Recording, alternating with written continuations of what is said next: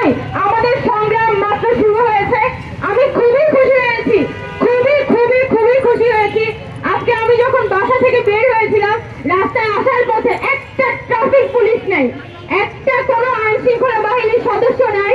ওই সময়ে আমাদের ছাত্ররা মাথায় বাংলাদেশের পতাকা বেঁধে, পিঠে বাংলাদেশের পতাকা বেঁধে তারা ট্রাফিক কন্ট্রোল করছে, তারা আইন শৃঙ্খলা পরিস্থিতি নিয়ন্ত্রণ করছে। এবং আমি খুবই অবাক হয়ে গেলাম যে আমাদের ছাত্ররা কতটা সচেতন। আমাদের ছাত্ররা যে জেনারেশনের উপর আমরা নিজেরাও সত্যি বলতে নিজের জেনারেশনের উপর বিরক্ত ছিলাম যে তারা কোনো কিছু নিয়ে কনসার্ন থাকে না, কিন্তু এই জেনারেশন আজকে জ্বলে উঠেছে। আমি আমার দেশ নিয়ে আশাবাদী। আজকে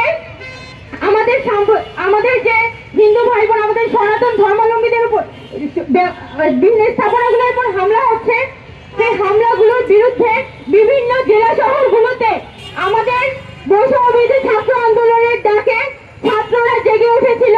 সাধারণ নাগরিক তারা সারা রাত ধরে বিভিন্ন স্থাপনাগুলো প্রোটেক্ট করেছে।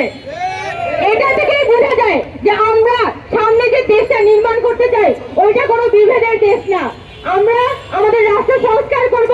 যদি কোনো রাজনীতি হয় তাহলে রাষ্ট্রটা কিভাবে সংস্কার করব সেটার ভিত্তিতে রাজনীতি হইতে হবে। কোনো হতে হিন্দু, মুসলিম, খ্রিস্টান এই ধরনের রাজনীতি বাংলাদেশে আর আমরা চাই না।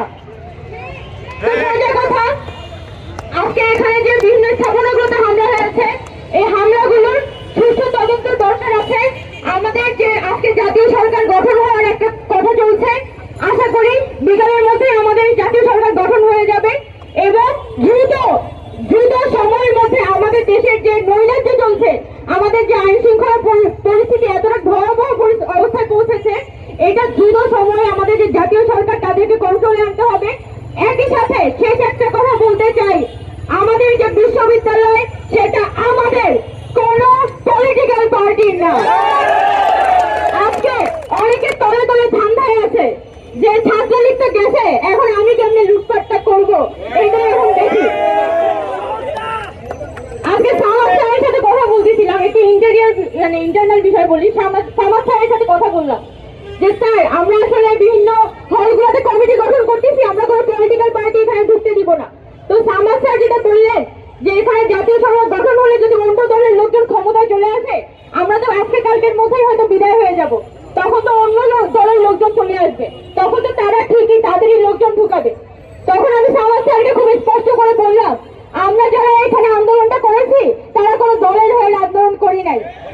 আমরা ঢাকা বিশ্ববিদ্যালয় বলি, চট্টগ্রাম বিশ্ববিদ্যালয় বলি, রাজশাহী বিশ্ববিদ্যালয়, জাহাঙ্গীর বিশ্ববিদ্যালয়, বেগম রোকেয়া বিশ্ববিদ্যালয়, যত বিশ্ববিদ্যালয় আছে, কোন ধরনের ছাত্রবাদীরা আমাদের হলগুলোতে হল দখল, আমাদের মেধাগুলোকে ধ্বংস করা আমরা প্রমোট করব না।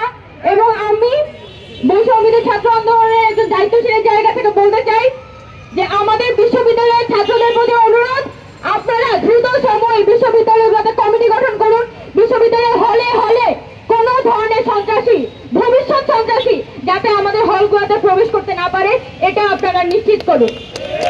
সর্বপরিশেষে আমাদের আজকের আয়োজনের যে টপিক, আমাদের সনাতন ধর্মাবলম্বী এবং অন্যান্য সংখ্যালঘুদের উপর নির্যাতন নিয়ে যে আমাদের প্রোগ্রাম, আমরা বলতে চাই এটা সুষ্ঠু তদন্ত করতে হবে এবং এটা ক্ষতিপূরণ নিশ্চিত করতে হবে। যাদের যাদের ঘর বাড়ির উপর হামলা হয়েছে, যে মন্দিরগুলোর উপর হামলা হয়েছে, সেগুলো আবার নতুন করে নির্মাণ করতে হবে, তাদের ক্ষতিপূরণ দিতে হবে এবং সুষ্ঠু তদন্ত করে যারা এটার জন্য দায়ী তাদেরকে বিচারের আওতায় আনতে হবে।